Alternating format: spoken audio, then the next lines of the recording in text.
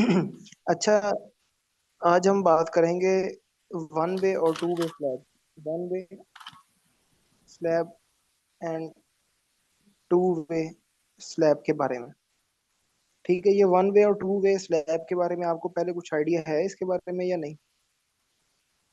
Sir, one way slab main distribution bar होती है उसमें, शार्ट स्पेन में ना।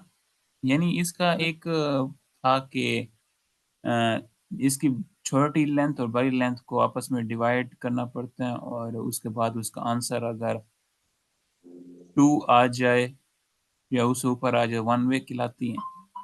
अगर वो हम्म, नीचे आ जाए तो वो टू वे कहलाती है। हम्म। इसका इस तरह है कि L X over L Y.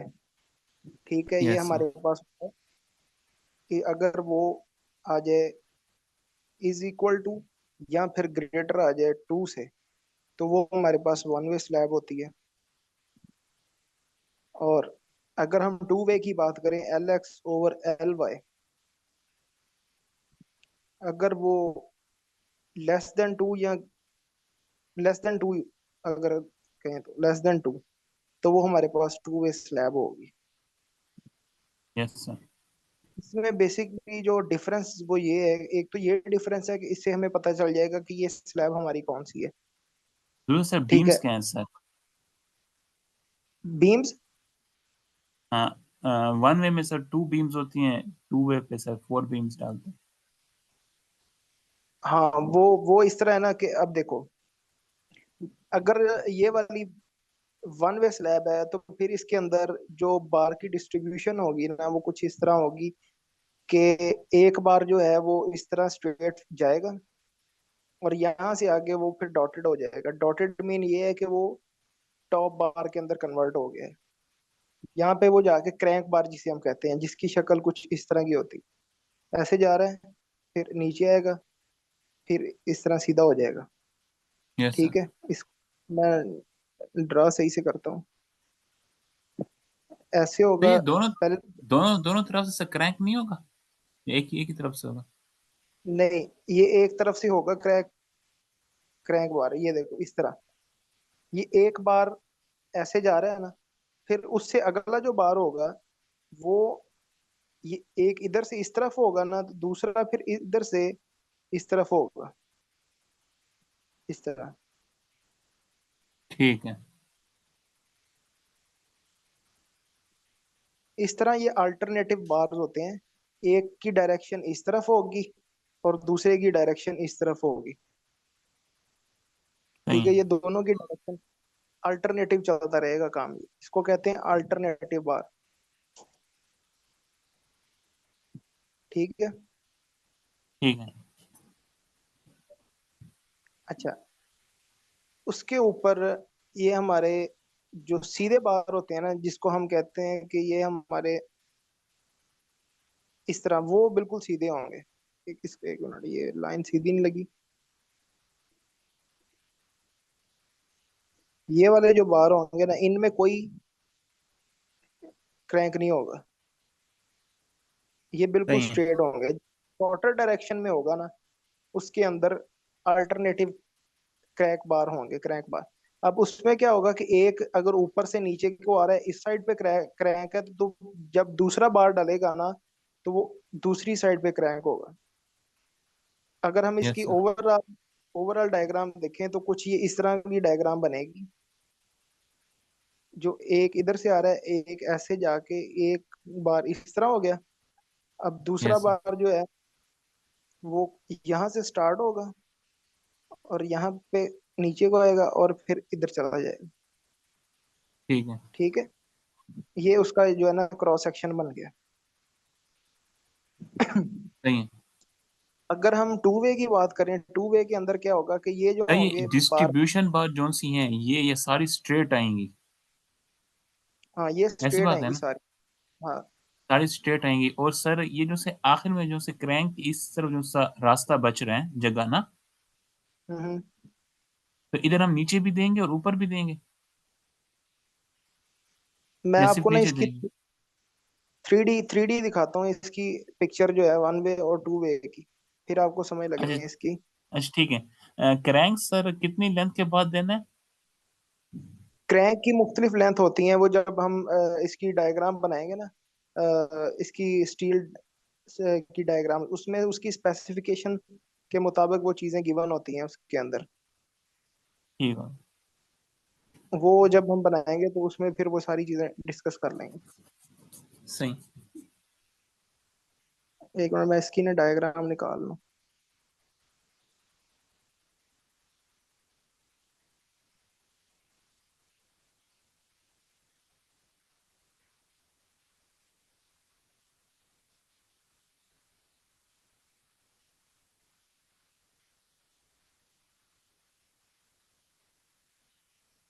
ये जो है ना, ये अब है हमारे पास वन वे स्लैब।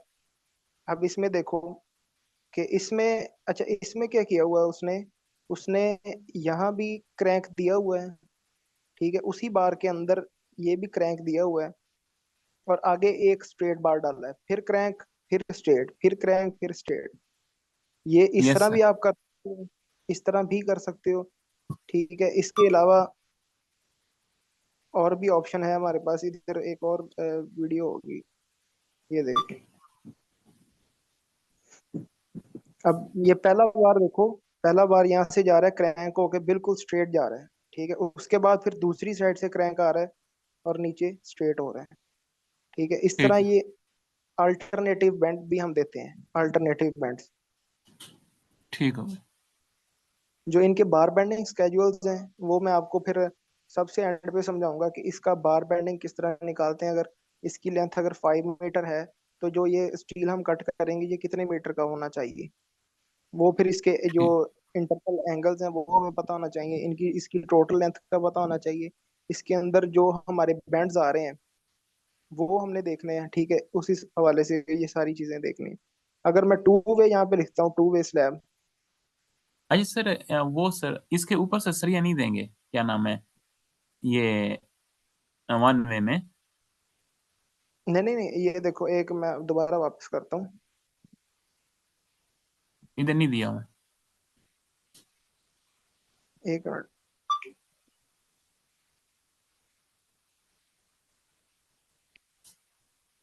ये देखो ना, यहाँ पे इसके ऊपर वाली साइड पे अभी फिलहाल कोई सरिया नहीं दिया हुआ है। इसी तरह यस सर। कुछ स्लैब होती हैं कि जिनके ऊपर टेम्परेचर श्रिंकेज बार नहीं दिया होता, जिस तरह ये है।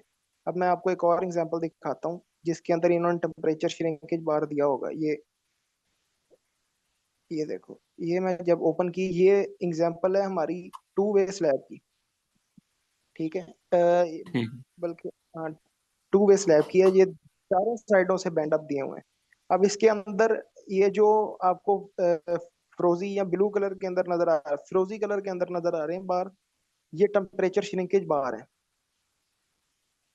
टेम्परेचर श्रिंकेज बार। अब ये उस जगह पे दिए जाते हैं जहाँ पे उसके दूसरी साइड पे बैंड अप होता है। ये देखो, यहाँ पे अगर बैंड अप है ना, तो हम्म। ये बिल्कुल स्ट्रेट बार चला गया। उसी के ऊपर एक हम छोटा सा स्टील करते हैं, उसको हम कहते हैं टेम्परेचर श्रिंकेज, जो फ्रोजी कलर का है। अब उससे आगे फिर बैंड अप, फिर फ्रोजी, फिर रेड कलर का बार, फिर फ्रोजी कलर, फिर रेड, फिर इस तरह। तो ये अल्टरनेटिव, ये भी ऊपर टेम्परेचर श्रिंकेज बार ऐड होता है उसकी जगह। अगर तो इसकी लोडिंग ज्यादा होगी ना, तो फिर जो है इसको ऊपर हम टेम्परेचर श्रिंकेज बार ऐड करते हैं ताकि क्रैक्स ना अंदर प्रोड्यूस हो। तो इसका सर मतलब क्या, मकसद क्या होता है? इसको टॉप एक्स्ट्रा बार कहते हैं, टॉप एक्स्ट्रा बार। बेसिकली ये क्रैक्स नहीं प्रोड्यूस होने देता स्लैब के अंदर, ठीक है। जो हमारे पास दो किस्म के स्टील निकलते हैं, एक होता है बॉटम मेन बार, एक होता है डिस्ट्रीब्यूटरी बार। अगर तो यस सर। इसकी अंदर डिस्ट्रीब्यूशन बार की कमी है, डिस्ट्रीब्यूशन बार जो है वो इतना इनफ नहीं है कि वो सपोर्ट कर सके, तो फिर हम उसके अंदर टॉप एक्स्ट्रा बार ऐड करते हैं ताकि वो चीज़ों को स्टेबल रख सके। तो ये जो टॉप एक्स्ट्रा बार होता है ना, इसका फॉर्मूला है 0.002 इंटू BH। BH यानी एरिया ऑफ कंक्रीट को, जितना एरिया ऑफ कंक्रीट होगा ना उसका 2% हमने लेना है, तो वो हमारा टेम्परेचर श्रिंकेज बार निकल आता है। ये डायग्राम जो है ना, ये डायग्राम ये आपको समझ लगेगी यहाँ से। अब ऊपर वाली साइड से कंप्रेशन लोडिंग आ रही है, नीचे वाली यस साइड सर। पे टेंसाइल लोडिंग आ रही है। ये जो रेड कलर का शो किया हुआ है ना, यहाँ पे ये shear फेलियर हो रहे हैं। तो उस shear फेलियर को रोकने के लिए ना यहाँ पे बैंड अप प्रोवाइड किए जाते हैं। ठीक है। ऊपर वाली टॉप एक्स्ट्रा बार बेसिकली दिया जाता है, यानी दोनों साइडों पे, टॉप पे भी और बॉटम पे भी। अगर सेंटर में देखें तो सेंटर में सिर्फ बॉटम साइड पे ही स्टील प्रोवाइडेड है। लेकिन जहां से हमारा शीयर फेलियर स्टार्ट होता है, तो वहां पे हम क्या करते हैं, हम बेंड अप देना स्टार्ट कर देते हैं। ये सारा कुछ डिपेंड कर रहा होता है लोड के ऊपर, कि इसका जितना लोड होगा ना, उस हवाले से हम उतना बेंड अप आगे प्रोवाइड करेंगे। ठीक है। ठीक है, वो हम निकाल अच्छा। लेंगे बाद में। हम वो जब हमने सारी लोडिंग वगैरह कंप्लीट करके एंड पे रिजल्ट चेक करने हैं ना, उसके अंदर फिर जो एंड पे डायग्राम्स बनती हैं, उसके अंदर वो बता देता है कि इसकी लेंथ इतनी होगी बैंड की।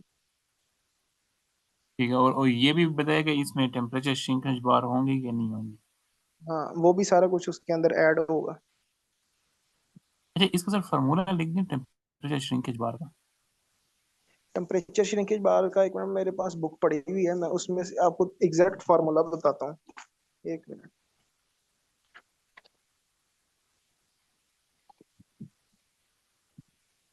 ये हर स्लैब में सर इस्तेमाल नहीं होती टेम्परेचर श्रिंकेज बार, जहाँ पे लोड होगा वहीं पे इस्तेमाल होगी।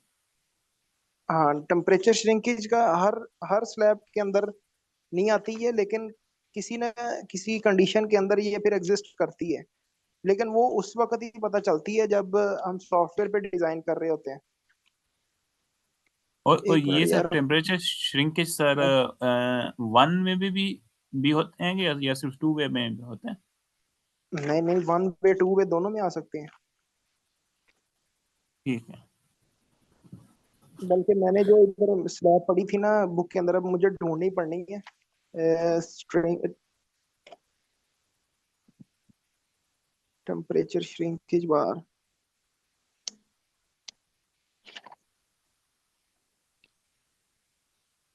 ये तकरीबन चार चार पेज, बुक के चार चार पेज जितने बड़े न्यूमेरिकल हैं इनके, टू वे के और वन वे के। अच्छा। इससे ढूंढना पड़ेगा मुझे, एक minute.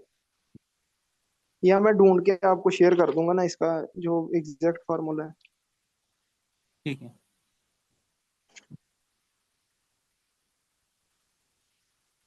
Temperature reinforcement, temperature steel 0.002 into B H. 0.22 into B H है। जो बी होती है वो 1000 लेते हैं हम, और जो एच है उसकी थिकनेस ऑफ स्लैब। तो जितना एरिया निकलता है उसको फिर एरिया को हम यूज करते हुए मैनुअल देखते हैं। मैनुअल में से जो है फिर हम उसका स्टील प्रोवाइड करते हैं। अब सपोज करो, मैं आपको एक एग्जांपल देता हूँ जो बुक के अंदर पड़ी हुई है। बुक के अंदर उसने कहा है कि 125 mm की स्लैब है, इसका हमने टेम्परेचर श्रिंकेज बार निकालना है। ठीक है। अच्छा, इसका उसने फार्मूला बताया कि ए एस क्या है, कि एरिया ऑफ स्टील कितना होगा, 0.002 इंटू बी इंटू एच। अब हम क्या करते हैं कि हम ये जो है ना स्लैब ऊपर जो हमने बनाई है स्लैब, उसको हम एक स्ट्रिप के अंदर काउंट करते हैं, स्ट्रिप। ठीक है। इसकी जो ये वाली चौड़ाई है ना, ये वाली जो चौड़ाई है, ए, इधर मैं इसको ड्रा करता हूँ जो मैं आपको कहना चाह रहा हूँ। ये वाली, जो से ये एक जो एक उसकी, बार से दूसरी बार बार में जो सी चौड़ाई है। हम एक स्ट्रिप लेते हैं, एक यानी पट्टी लेते हैं किसी भी स्लैब की। उसकी हम जो विड्थ है ना, वो हम अज्यूम करते हैं कि वो है 1000। ठीक है, 1000 mm। तो ठीक है। हमारा ये फार्मूला बनेगा 0.002 इंटू जो बी है हमारी विड्थ है, वो है 1000, मल्टीप्लाई बाय जो उसकी हाइट होगी, उस स्ट्रिप की हाइट यानी स्लैब की हाइट कितनी है, वो है 125 mm। तो हमारे पास जो आंसर है वो है जनाब 250 mm स्क्वेयर। ये हमारे पास एरिया ऑफ स्टील आ गया। अब हमने जहाद अहमद सिद्दीकी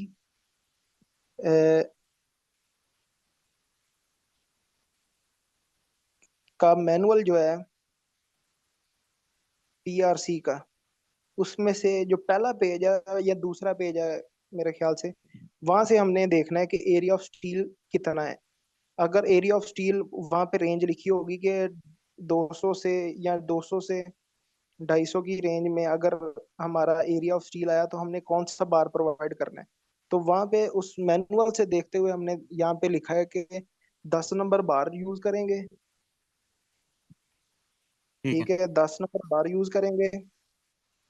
और उसकी स्पेसिंग जो होगी at the rate 275 millimetre centre to centre.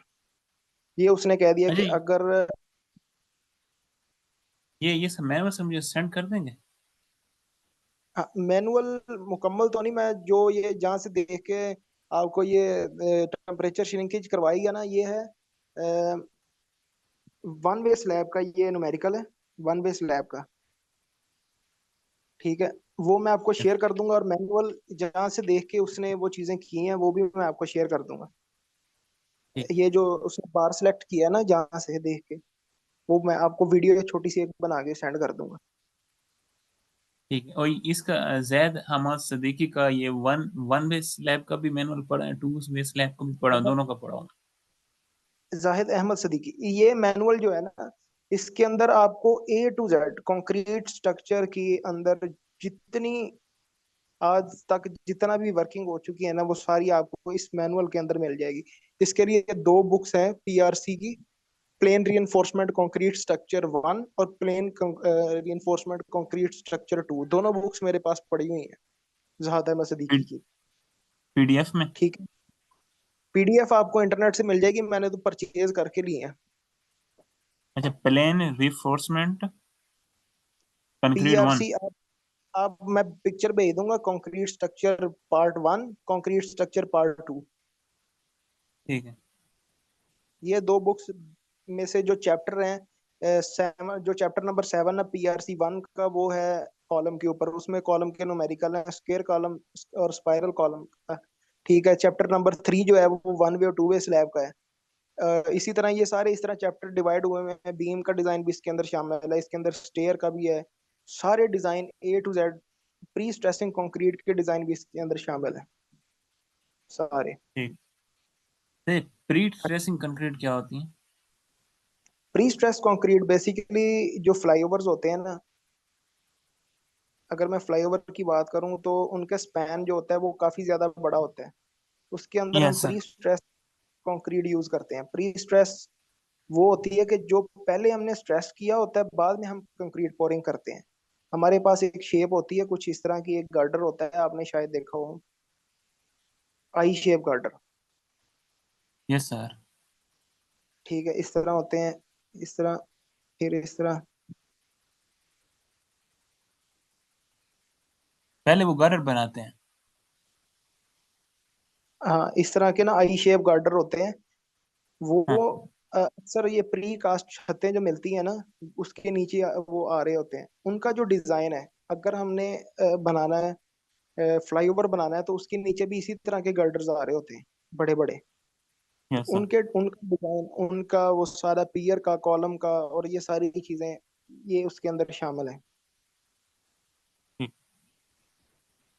अच्छा, जो आपने वो मॉडल रेडी किया है ना, वो DWG फाइल है, वो मैं इसके अंदर ओपन करता हूँ, वो पहले उसको देख अच्छा लें। सर, उसमें सर थोड़ी बातें आपसे पता करनी थी।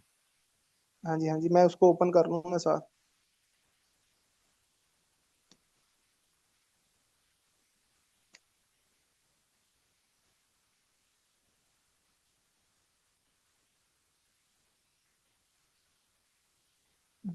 एक मुझे बार शो नहीं हो ओपन रहा हो है। जाए। नहीं, अभी ओपन नहीं हुआ ना, डाउनलोड करके ना मैं ओपन करता हूँ। आप वैसे पूछने को क्वेश्चन है। मुझे सर उधर ये है कि कॉलम बिल्कुल तरतीब में नहीं आ रहे थे ना, कोई कॉलम किधर आते हैं कोई किधर आते हैं। हाँ देखो, ये तरतीब हमने खुद बनानी है। अगर हम ग्रिड का स्पैन अपने हिसाब से डिसाइड कर लें, तो उसको उसके अंदर एडजस्ट करना है हमने। वो मैं आपको अब तरीका बताता हूँ, आपने उस हिसाब से दोबारा वो सारा ग्रिड रेडी करना है। ठीक है, फिर हम उसकी मॉडलिंग करेंगे। ठीक।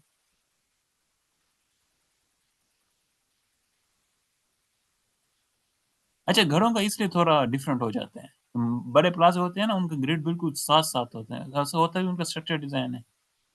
हम्म। घरों में कोई दीवार छोटी है, कोई बड़ी है, कोई कहाँ से निकल रही है। ये तो आपने मेरे ख्याल से वो पहले वाला डिजाइन शेयर कर दिया है। घर वाला घर वाला नहीं किया था मुझे शेयर। घर वाला किया हुआ है सर, एक मिनट में देखता हूँ। उस्मान की टैब यही लेटेस्ट भेजी है ना आपने? उसमें तो नहीं है कोई भी फाइल, उसमें एक ये बजे है। मैं आपको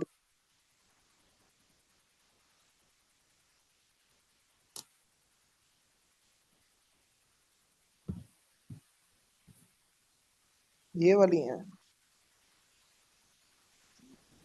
नहीं, ये आई हुई है। एक मिनट हाँ में यही मैं, देखता हूँ। यही मैंने ओपन किया है। एक मिनट में देखता हूँ।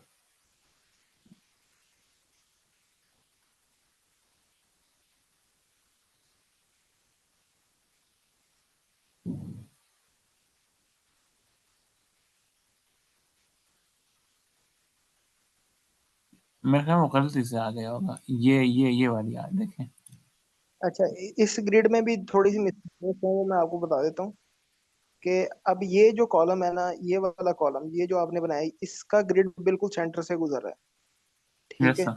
लेकिन ये वाला जो कॉलम है, इसका ग्रिड बिल्कुल सेंटर से नहीं गुजर रहा, बल्कि साइड से गुजर रहा है। तो इसके अंदर ठीक। इसेंट्रिसिटी आ रही है। ठीक है, ठीक। एक बाउंड्री लाइन है, हमें पता है, ठीक है, ये बाउंड्री लाइन है ये वाली। लेकिन इसका ग्रिड जो है वो बेसिकली इसके सेंटर से गुजरना चाहिए। Yes sir. ठीक है। तो कोई भी कॉलम है, क्योंकि जब हमने कॉलम प्लेस करना है ना ई टैब्स के अंदर, तो हम्म। चाहे वो उधर ही कॉलम प्लेस होगा, लेकिन वो उसका जो है, क्या उसे कहते हैं, मॉडलिंग के अंदर उसका सेंटर टू सेंटर डिस्टेंस चाहिए होगा हमें। तो वो इसके अंदर मिसिंग है। ठीक है, वो तो सर ये था कि जब सीख रहे थे तो आपने भी ऐसे साइड पे किया था, तो मैंने वो उसी को देख के मतलब ना। ड्राइंग, वो मतलब मैं तो मैनुअल बना रहा था ना। अगर हम हाँ। ऑटो कैड पे बना या फिर इस तरह का कुछ सीन होता तो फिर तो हम। ठीक है, अब तो दूसरी ड्राइंग देखें ना, वो आ गई होगी, उसमें आप देखें वो मैंने सारे सेंटराइज किए हुए हैं। अच्छा, मैं वो ओपन करता हूँ एक मिनट। फिर आपकी कैड में ये सारे दरवाजे और ये बने बनाए मिलते हैं। हाँ, ये सारी चीजें बनी बनाई मिलती हैं। ये कौन सा वर्जन है? 21? ये मैं यूज कर रहा हूँ आर्किटेक्चर दो 2021। इसके अंदर सारी चीजें ऑटोमेटिक बनती हैं। तो मेरा डोर भी वगैरह 21 है, मेरी क्यों नहीं बन रही है? ये है ऑटोकैड आर्किटेक्चर 2021। ये स्पेशल सॉफ्टवेयर बना है जो घरों के नक्शे बनाते हैं ना, उनके लिए है इसके इसका वो अंदर क्रैक आपको पड़ा होगा। ये क्रैक ही क्रैक है। ये आपने बस जाके वहां पे ओपन कर लेना है उसे, गेट इनटू पीसी से लिखना है ऑटोकैड आर्किटेक्चर 2021। ये ठीक। स्पेशल सॉफ्टवेयर बना है। अब ये देखो, इसके अंदर वॉल्स हैं, ठीक है, डोर्स हैं, उनकी विंडोज हैं।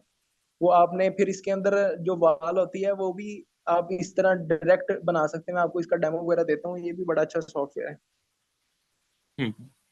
इसके अंदर बीम कॉलम हर चीज लग जाती है। इसके अंदर एनोटेशंस वगैरह ये सारी हैं, पड़ी हुई हैं पहले की। ठीक है, इंटीरियर का सारा सिस्टम पड़ा हुआ है इसके अंदर, सारे कैट ब्लॉक पड़े हुए हैं। रूम्स का सारा सिस्टम है, डिटेल है इनकी, ये देखो डिटेल, वुडन स्टड है, एवरीथिंग इसके अंदर पहले से पड़ी हुई है। ठीक आपने होगा। बस पिक उठा पिक लगा देनी है। अच्छा चलो, ये जो है ना, अगर जरूरी नहीं है कि ये जो कॉलम है ना, ये वाला जो यस सर। कॉलम है ये किसी जॉइंट पे ही आना चाहिए। ठीक है। ठीक है। या ये कॉलम जो है वो हमेशा जॉइंट पे ही आना चाहिए, ये वाला। यस हमने सर। अपनी स्पेसिंग को मद्देनजर रखते हुए काम करना है। हम एक कॉलम यहाँ पे दे रहे हैं, ठीक है, एक कॉलम ये हमारा कॉर्नर पे हो गया, ओके। एक हमने अगर यहाँ पे दिया है ना, तो इसकी स्पेसिंग हमने देख लेनी है, इसकी भी स्पेसिंग देख लेनी है, इसकी भी देख लेनी है। जो एंड पे लगाए हैं ना ये कॉलम, ठीक है, मैं कह रहा हूँ ये बिल्कुल ओके है। ठीक है। Yes sir. एक कॉलम जो यहाँ पे आपने दिया है ना, इसी को ही कॉपी करके बिल्कुल इसी की डायरेक्शन के अंदर आपने इस जगह पे प्लेस करना है कॉलम। ठीक ठीक है। है। उसी के ग्रिड के अंदर आना चाहिए। अब इसका ग्रिड और बन रहा होगा, इसका ग्रिड और बन रहा होगा, अच्छा सर, लेकिन आप मसला ये है कि वो जगह सर ओपन है सर, नीचे वाली। नहीं, ये देखो ना, अगर इस जगह पे हम इस तरह दे दें, इस डायरेक्शन के अंदर रेक्टेंगल में यहाँ पे बना के आपको दिखाता हूँ, अगर इस डायरेक्शन में इस तरह बीम दे दें हम, ये जो व्हाइट कलर का मैंने निशान लगाया अब, यस इस सर। तरह जो ऊपर वाले ग्रिड के साथ मैच कर जाए, और कोशिश करनी है कि ग्रिड जो है ना उसमें ज्यादातर कॉलम जो है ना वो उसके सेंटर टू सेंटर गुजर रहे हो। अब ये जो कॉलम आपने बनाया ना इसके अंदर, ये जो ग्रिड का अगर मैं देखूं तो ये यहाँ से गुजर रहा है, इसके ये देखो ये यहाँ से गुजर रहा है। अगर हम थोड़ा सा उसको राइट साइड पे मूव करवाते हैं तो ये बिल्कुल इसके सेंटर में से गुजर जाएगा।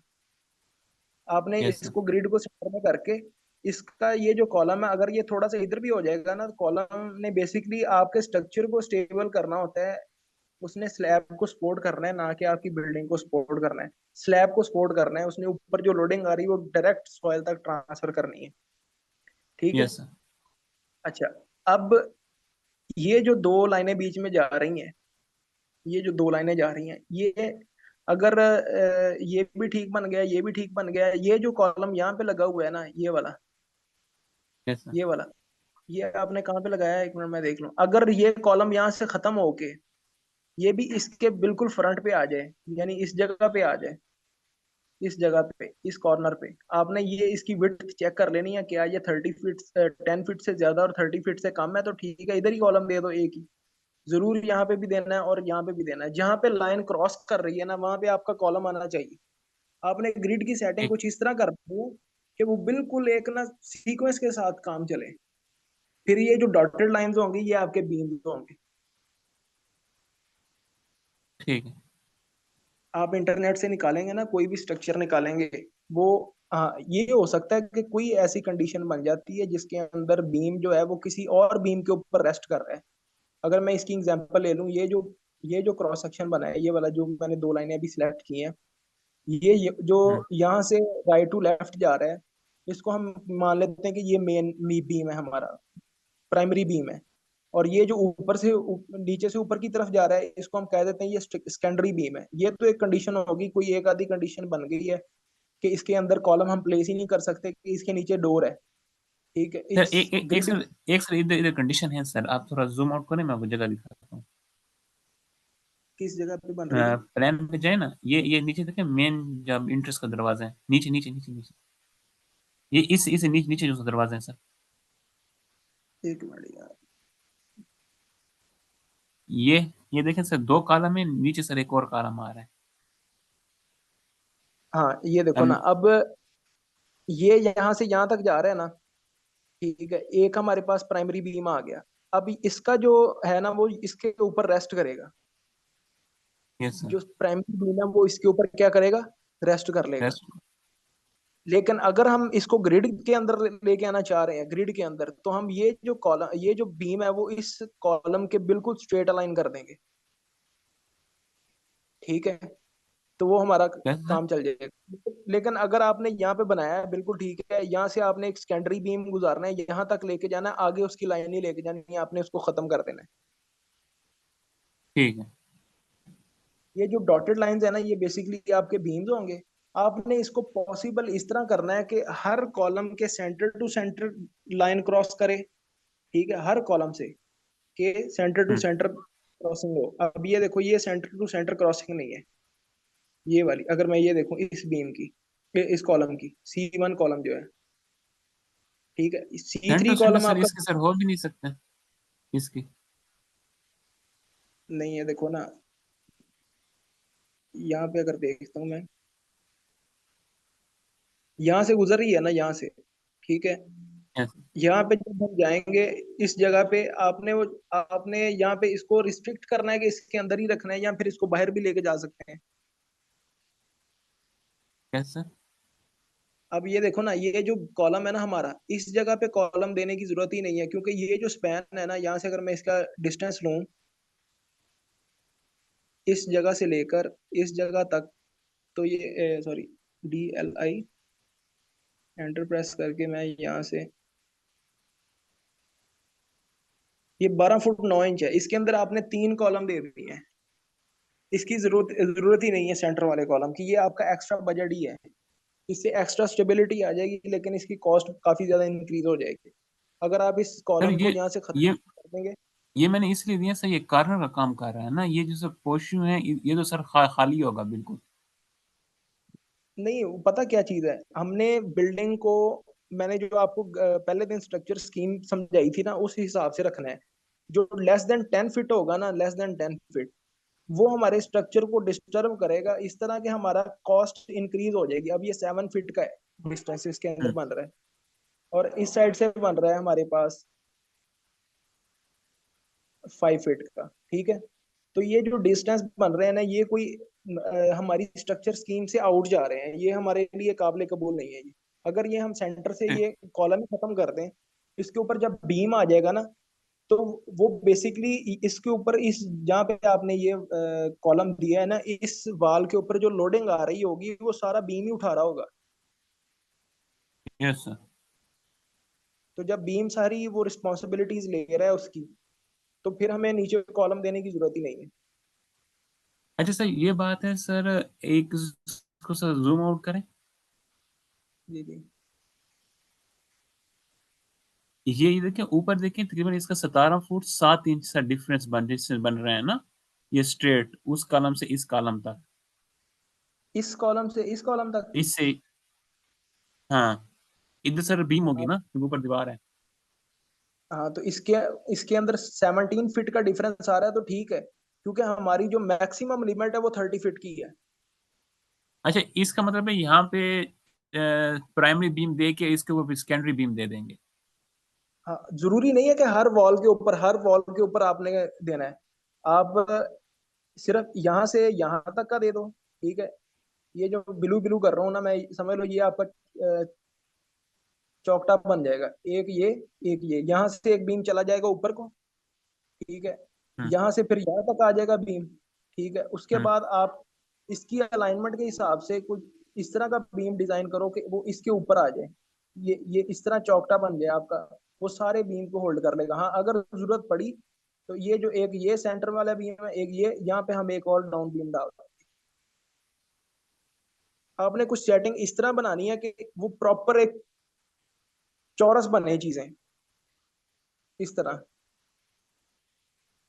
ठीक है। रिक्टेंगल अगर मैं यहाँ पे ड्रा करता हूँ ना, आपने इस को इस तरह सॉल्व करना है कि वो रिक्टेंगल शेप में आ जाए, रिक्टेंगल शेप में, ट्रेपोजाइडल या कुछ इस तरह की शेप में ना जाए ग्रिड, ठीक है। ठीक है।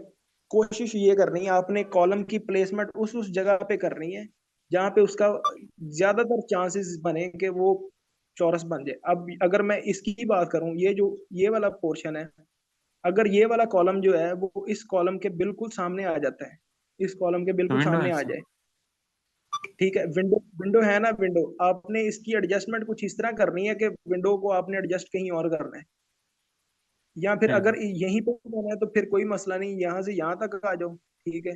फिर इससे आगे हम इसके ऊपर किस तरह लेके जाएंगे बीम को, ये सबसे बड़ा मसला है। अब ये देखो, यहाँ पे हम डायगोनल बीम तो दे नहीं सकते, डायगोनल बीम यहाँ तो इससे यस बिल्कुल सर। सीधा होगा। डायगोनल बीम देंगे तो वो तो एक तो लुक नहीं सही आएगी, ठीक है। इसका प्राइमरी बीम या सेकेंडरी बीम वाला चक्कर भी नहीं है। तो आपने यस। कोशिश ये करनी है कि आपने इसको ना इस तरह डिवाइड करना है कि पूरे का पूरा घर जो है ना वो रिक्टेंगल बनाए हर जगह पे। इस बाकी इस मैं, जगह को सर कैसे साफ करेंगे, ये बताएं। क्या चीज, ये किचन वाली की जगह को सर कैसे साफ करेंगे। ये देखो ना, हम एक यहाँ पे दे देंगे ना, एक यहाँ पे आ गया, ठीक है। एक हमें फिर इस जगह पे, इसके सामने इस जगह पे एक कॉलम देना पड़ेगा, या फिर यहाँ से लेकर यहाँ तक जो डोर लगाया ना, इस डोर को शिफ्ट करना पड़ेगा। क्योंकि जो स्ट्रक्चरल ड्राइंग होती है ना, इसके अंदर जो आर्किटेक्ट होता है ना, उससे डायरेक्ट लिंक होता है। अगर हमें कोई प्रॉब्लम आ रही है पूरे स्ट्रक्चर के अंदर स्ट्रक्चरल स्कीम के हवाले से, तो हम फौरी तौर यस। पे जो हमारा आर्किटेक्ट होता है उसे हम राब्ता करते हैं, उसे कहते हैं कि यहाँ पे प्रॉब्लम आ रही है, इस जगह को पहले सेट करके दो। यहाँ तो फिर ये हम्म। डोर यहाँ से यहाँ पर रिप्लेस होगा, या फिर ये विंडो किसी और जगह पर रिप्लेस होगी। तो फिर आपका ग्रिड प्लान सही बन जाएगा। ठीक है। ठीक है। आज इस तरह करते हैं कि आज मैं भी इसका सारा का सारा ग्रिड जो है ना अपने तौर पे एक रेडी करता हूँ। ठीक है, हम्म। एक आप अपने तौर पे रेडी करें। कल को इंशाल्लाह ठीक। जो है ना, जो भी ग्रिड बनेगा उसके मुताबिक हम ई टैब्स पे वर्किंग स्टार्ट कर देंगे। क्योंकि ग्रिड बना होगा तो फिर ही हम काम शुरू करेंगे ना, अभी ग्रिड बिल्कुल भी नहीं ठीक है। Yes sir. इसमें अभी काफी चीजें हैं जो देखने वाली हैं, करने वाली, सेटिंग वगैरह सारी। जब ये ग्रिड मुकम्मल होगा उसके बाद ही सारा काम होना है। उसके बाद अब ये देखो ना, इस जगह पे अगर मैं बात करूं तो ये दो कॉलम दिए हुए हैं, इनका आपस में जो डिफरेंस है ना, ये स्ट्रक्चर स्कीम को आपने जेन में रखना है, उसके पॉइंट्स आपने जेन में रखने हैं। तो तो इधर फिर से कॉलम आपका, हमने देना भी नहीं है, ऐसी बात है? हाँ, अब ये वाला अगर कॉलम ना भी दें तो कोई मसला नहीं है। इस कॉलम को हम एडजस्ट इस तरह करेंगे कि यहाँ पे एक चौकटा बन जाए, ताकि वो हमारी स्टेबिलिटी हो जाए। ठीक है। और इस पोर्च को हमने अलग डिजाइन करना है, पोर्च का जो पोर्शन है वो हमने उसका अलग डिजाइन करना है, वो सारी चीजें साथ साथ चलेंगी। लेकिन वो सर कैसे ज्यादा करेंगे बेहतर सर? ज्यादा बेहतर यही कि आप ना एक मर्तबा यहाँ से पीछे से स्टार्ट करो। यहाँ से इसकी डिवीजन कुछ इस तरह करो कि हर ग्रिड जो है ना बेहतरीन किस्म का निकले। ठीक है। फिर उसके बाद हम देखेंगे कि इसका नेक्स्ट क्या चेंजिंग करनी है, क्या नहीं चेंजिंग करनी। ठीक है। ठीक है। होगा ये पोर्च जो है ना, ये पोर्च उसी डिजाइन के अंदर ही सारा डिजाइन होगा। ये नहीं होगा कि ये हम अलग डिजाइन करेंगे, लेकिन इसके अंदर जो चीजें हमें चेंज करनी पड़ेंगी स्ट्रक्चर स्कीम के हवाले से, आर्किटेक्चर प्लान के अंदर, वो हमने कर लेनी है। ताकि फिर हम्म। हमारा जो स्ट्रक्चर स्कीम है ना वो ओके रहे, उसमें ना वो गड़बड़ आए। जब गड़बड़ आएगी फिर क्या होगा कि होगा कुछ भी नहीं, स्ट्रक्चर और ज्यादा स्टेबल हो जाएगा, लेकिन उससे फिर कॉस्ट बहुत ज्यादा इंक्रीज हो जाएगी। अब देखो ना, ठीक है। अच्छा सर। जो कॉलम हमने देना है 15 फुट पे, हम दे रहे हैं 7 7 फुट पे। तो कॉलम के यस। नंबर इंक्रीज हो गया ना, तो फिर एरिया ऑफ कंक्रीट बढ़ गया। तो उतनी फिर यस। शटरिंग बढ़ गई, उतना फिर कंक्रीट बढ़ गई, उतनी लेबर बढ़ गई। वो कॉस्ट ऑफ प्रोजेक्ट जो है ना वो काफी ज्यादा बढ़ जाता है। ठीक है। अच्छा सर, ये जो सर कार पोर्च हैं, इसके सर कॉलम छोटे देंगे या बड़े देंगे साइडों में दीवार वाले? ये वाले अगर यार, ये कारपोर्ट का इस तरह सीन है कि इसका पहले मैं डिस्टेंस चेक कर लूं कितना बनता है। 20 फीट है। 20 फीट है तो आपने इस हिसाब से उसकी वो कॉलम की वो निकालनी थी। अ, क्या उसे कहते हैं, मैंने आपको कल साइजेस बताए थे किस तरह यस सर, निकालने हैं उन्होंने कॉलम। निकाली हुई है। हाँ, मैं आपको उस बताता हूँ हिसाब से कितनी बनती है। प्लेसमेंट कर देनी है। ठीक है, प्लेसमेंट कर दें।